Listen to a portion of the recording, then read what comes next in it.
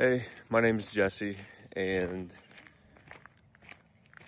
I'm making this video because I had taken a little bit of a break from social media because I was in a little bit of a dark headspace, and every time I got on social media, it just seemed to be bad news and negativity and just more darkness that I really didn't need in my life. So I stopped getting on it.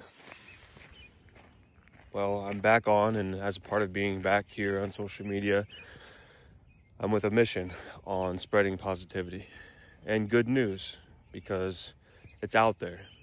Unfortunately, it's just not talked about as much because it doesn't have the draw. It doesn't bring clicks. It doesn't bring views. So I'm not too worried about that though, because I think if I talk about it enough people will hear it and enough people will see it. And if it brightens one other person's day or gives one other person hope that there's good in the world, then my mission will have been accomplished. What I want to talk about today is a cute story that I've read about penguins.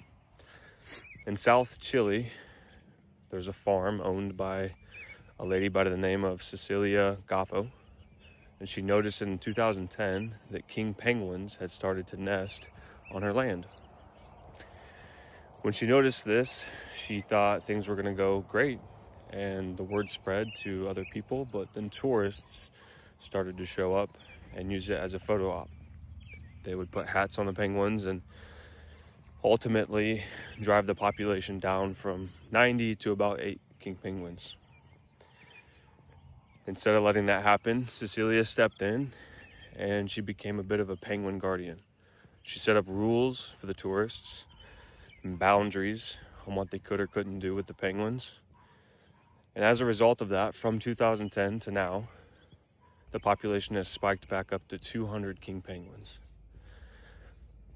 That's positive, and that's awesome.